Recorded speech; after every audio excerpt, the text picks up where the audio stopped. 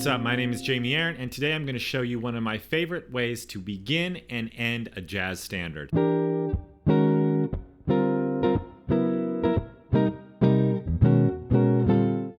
Intros and endings are so important for playing jazz standards.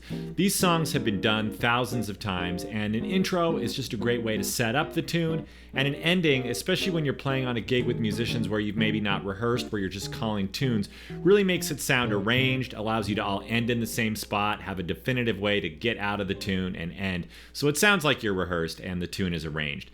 And this is a really common intro/ending called the sharp 4 intro or ending, and I'll tell you why it's called that in a minute. And it's something you can just call out on a gig. Musicians know this, and it's a really great way to set up whether you're doing solo arrangements or playing with a band. I'll show you a couple different ways to do it in a couple different places on the guitar neck. The first version sounds like this, in the key of F.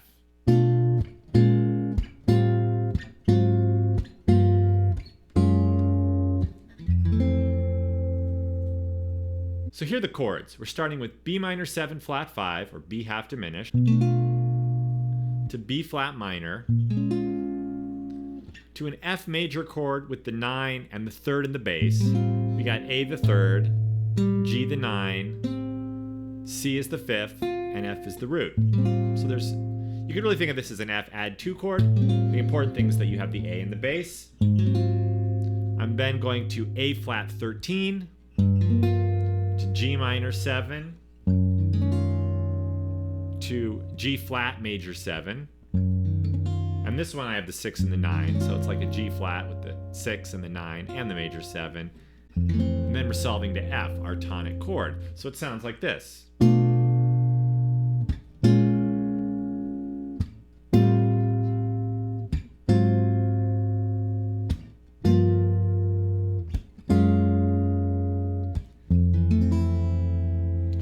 So a couple things to notice.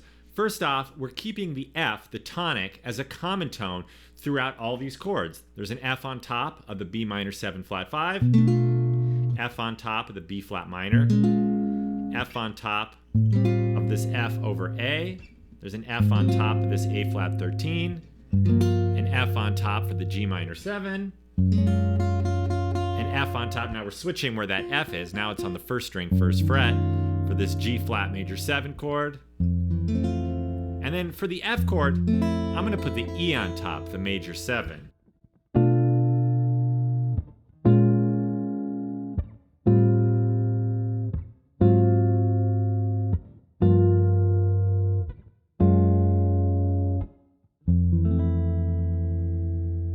So that's one important component. The other important component is that the bass motion is moving chromatically. B, B flat, A flat, G, G flat, and then F.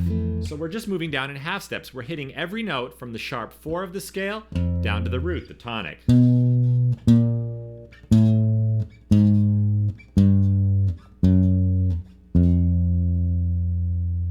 And so you can use this as an intro to set up a tune.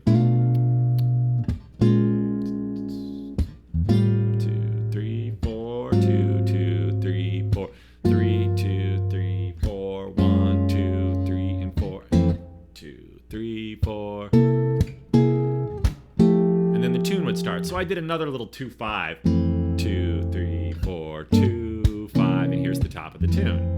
So it's great for that. And you could do these as 1 bar per chord or 2 beats per chord. So here's 1 bar per chord. 1, 2, 3, 4, 2, 2, 3, 4, 3, 2, 3, 4, 4, 2, 3, 4, 2, 3, 4, 6, 2, 3, 4, 7, 2, 3, 4.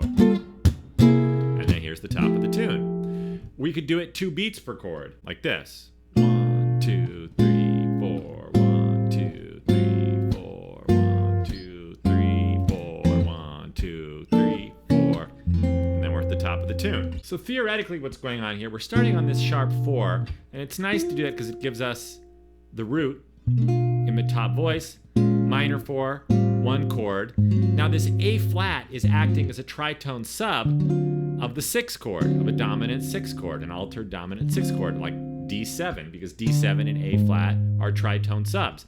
then we go to the 2, then we go to this G flat, which I've made major.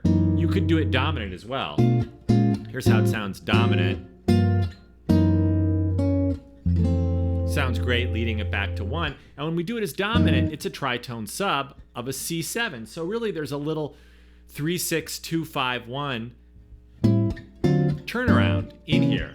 You can think of this as the 3, the 6, the 2, the 5, the 1. There's the 6 chord, and then here G flat. And you can hear the difference in sound. Here's what it sounds like when it's dominant. Here's what it sounds like when it's major 7. Just a little bit of a different color. So it's really like you're going sharp 4, minor 4, 3, 6, 2, 5, 1, which is another way you could do this intro. You get rid of the chromatic bass. 3, 6, 2, 5, 1. But you can see how that turnaround fits in there.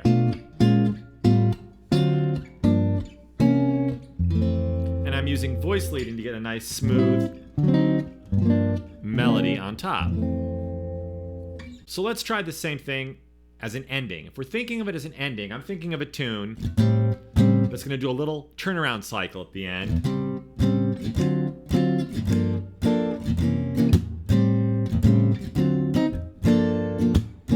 And the last time, instead of just ending on 1, 3, 6, 2, 5, 1.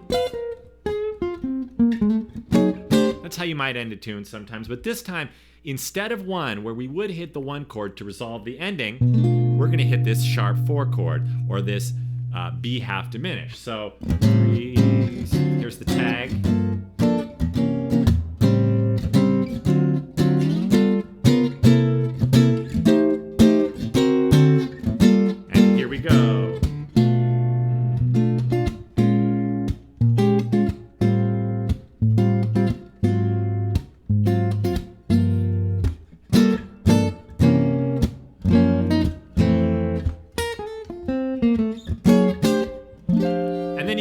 Traditional ending. So let's look at another place on the guitar neck to try this.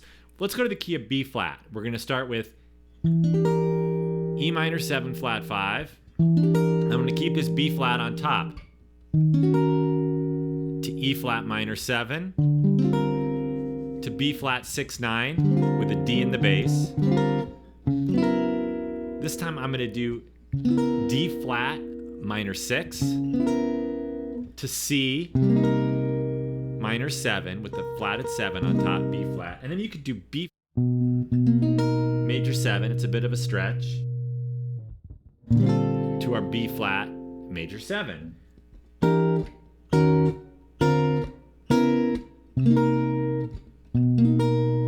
if this B major 7's a bit of a stretch, you could play it here as a B 6 9 with the major 7 on top into the B flat. So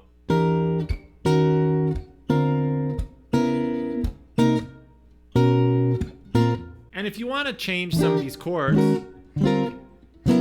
the 2 to just a traditional 5, you can do that. So there are a lot of applications for this, but it's a great way to set up a tune. So if I'm playing a tune in the key of B flat, I might start it out like this.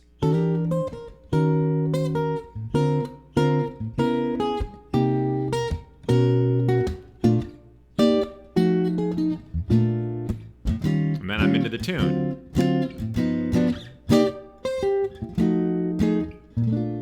And so I want to end a tune. I'm